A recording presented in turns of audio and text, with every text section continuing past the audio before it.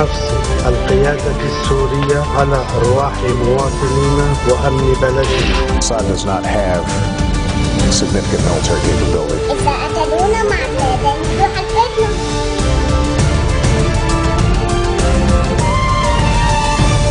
Good afternoon and thank you for joining us on Future TV. I'm Linda Tamim and these are today's top stories. Kerry and Lavrov say they hope that talks on Syria's chemical weapons will help revive an international conference aimed at ending the civil war. President Michel Sleiman says he welcomes every initiative which could lead to dialogue and understanding between the country's factions to resolve the current crisis.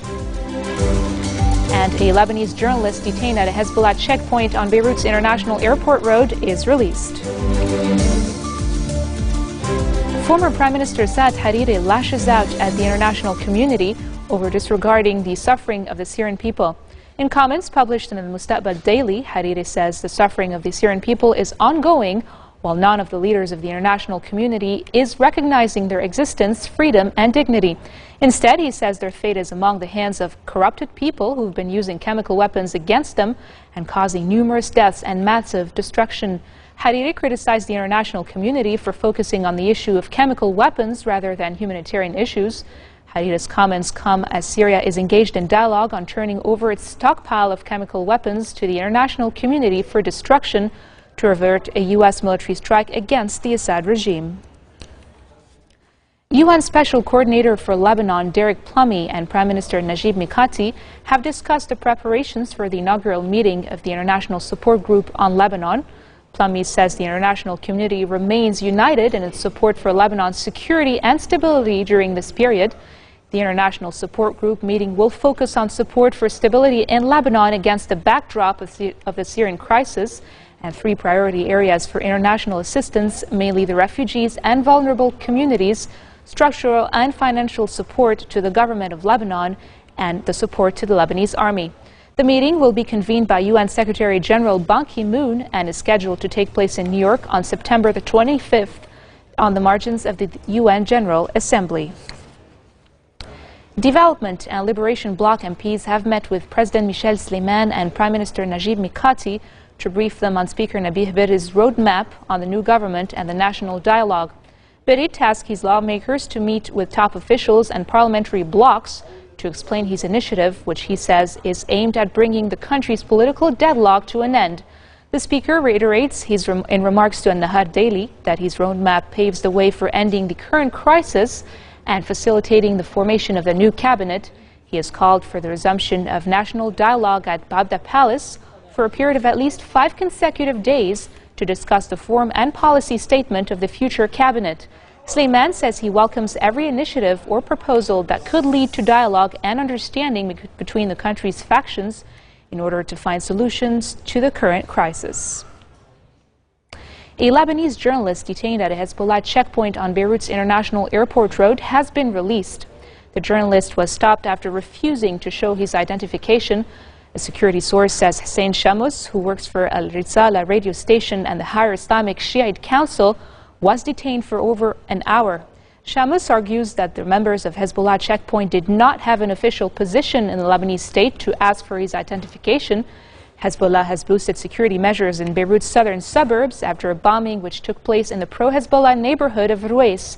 The party erected checkpoints and its members inspected cars entering neighborhoods, resulting in heavy traffic congestion into Hezbollah-controlled areas. Bulgaria says it intends to put suspects in a bus bombings that killed 5 Israelis on trial early next year, even if they have to be judged in absentia. This is according to the country's chief prosecutor. Bulgarian authorities have named 2 men of Lebanese origin as suspects and say they believe Hezbollah was behind the July 2012 bombing, which targeted Israeli holiday makers. But Sofia has not revealed all its evidence, and Hezbollah denies any involvement.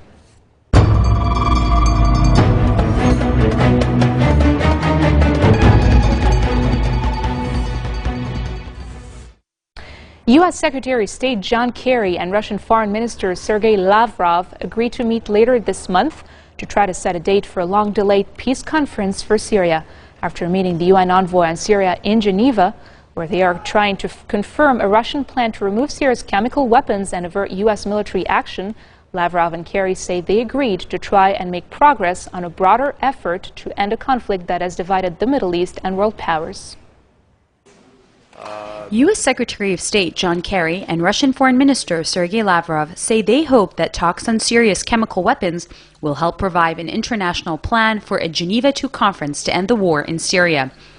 Kerry said that the ongoing talks with Lavrov on chemical weapons had been constructive. And I think we would both agree that we had constructive conversations regarding that, but those conversations are continuing and both of us want to get back to them now.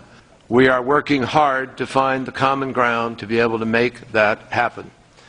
And we discussed some of the homework that we both need to do. I'm not going to go into it in any detail today.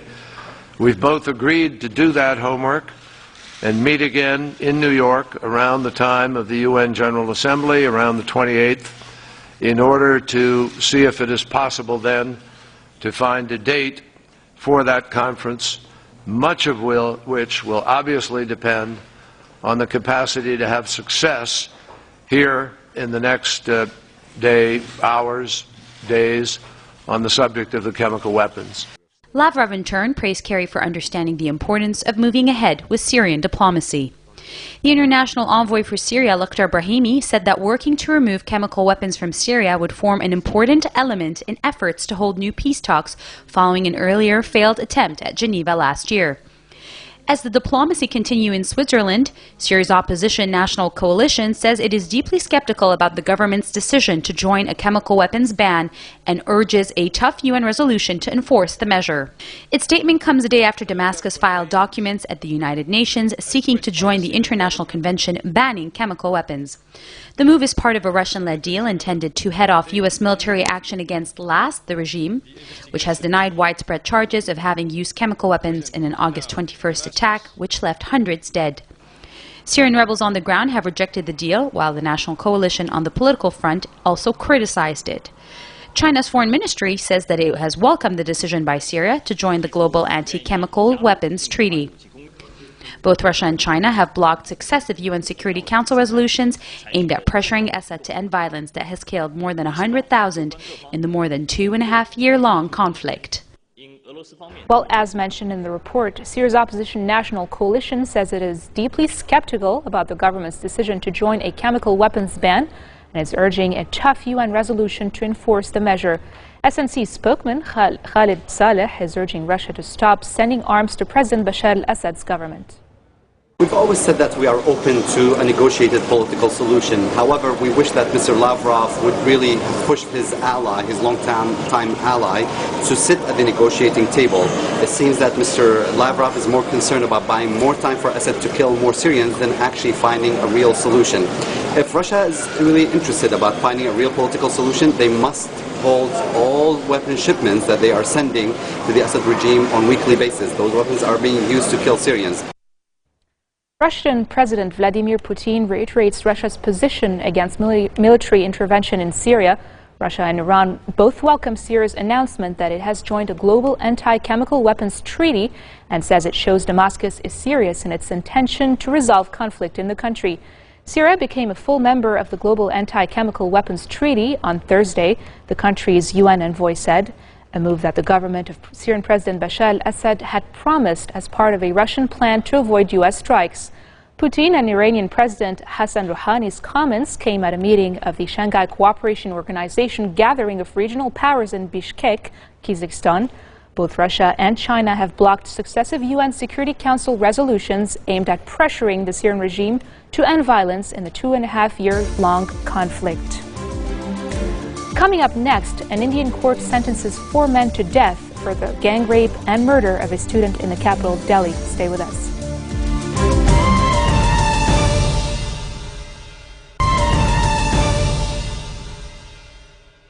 Welcome back. On September 13th of 1993, Israeli Prime Minister Yitzhak Rabin and Palestinian leader Yasser Arafat signed the historic Oslo Accords, in which Israelis and Palestinians acknowledged each other's right to exist.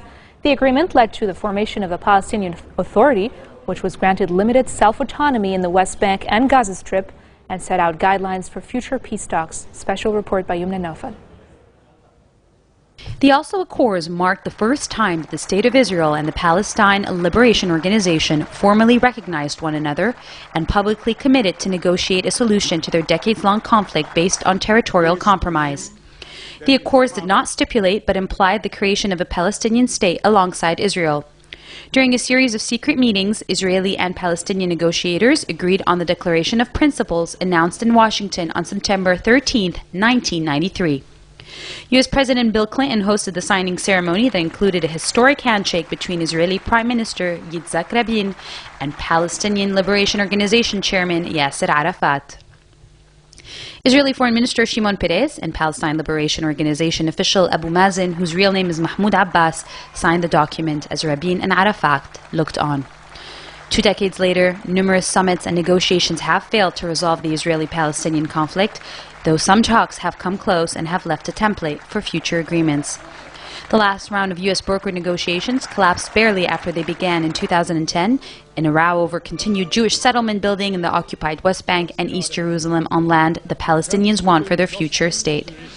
In July of 2013, after 6 trips by U.S. Secretary of State John Kerry to the Middle East in 4 months, the State Department announced that Israeli and Palestinian negotiators have been invited to Washington to resume peace talks. On the surface, Israelis saw little reason to jump back into negotiations. The status quo in the occupied Palestinian territories was holding, and the question of the so-called peace process had largely fallen off the domestic political agenda. 37 people have been killed after a fire raged at a psychiatric hospital in Russia. Sources say the bodies of 10 of the 37 victims were recovered from the ruins of the building, without giving details on the other 27 victims. The pre-dawn fire at a ward for severely ill patients is the second deadly blaze at a psychiatric hospital in Russia this year, and is likely to prompt criticism of the state over its treatment of the mentally ill and other vulnerable citizens. And now for news around the world in brief. An Indian court has sentenced 4 men to death for the gang rape and murder of a student in the capital, Delhi. Today's ruling comes after her parents begged for the cold-blooded killer's execution. Mukesh Singh, Vinay Sharma, Ashkai Thakur and Pawan Gupta were convicted on Tuesday in the December attack of the 23-year-old woman, a crime that unleashed a wave of public anger over treatment of women in India. At least 7 people have been killed and 17 others injured in an apparent Taliban attack targeting the U.S. consulate in Herat, Afghanistan. Reports say the attack occurred early this morning with a powerful car bomb explosion about 60 meters from the consulate compound. The Taliban claims it had carried out the assault. The U.S. says none of its staff was injured.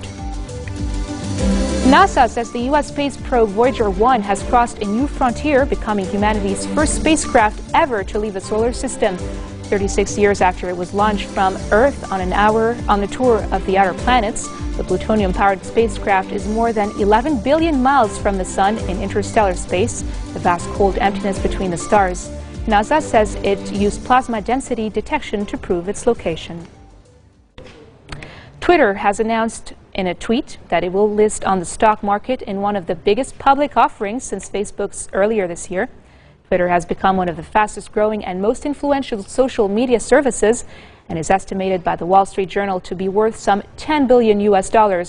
While those with the largest followings are pop singers such as Justin Bieber and Lady Gaga, it has been credited with playing a role in world-changing events such as the Arab Spring. The company says earlier this year it had more than 200 million active users and is expected to earn $583 million in advertising revenue this year. Industry tracker eMarketer predicts a nearly $1 billion revenue this year. And this marks the end of our bulletin for today. Now for a reminder of our headlines. Kerry and Lavrov say they hope that talks on Syria's chemical weapons will help revive an international conference aimed at ending the civil war. President Michel Sleiman says he welcomes every initiative which could lead to dialogue and understanding between the country's factions to resolve the current crisis. And finally, a Lebanese journalist detained at a Hezbollah checkpoint on Beirut's International Airport Road is released. Those are today's headlines from Future Television live in Beirut. I'm Linda Tamim, wishing you a very nice evening. من حفظ القيادة السورية على أرواح مواطنينا وأمن بلدنا. Assad does not have significant military capability. إذا قتلونا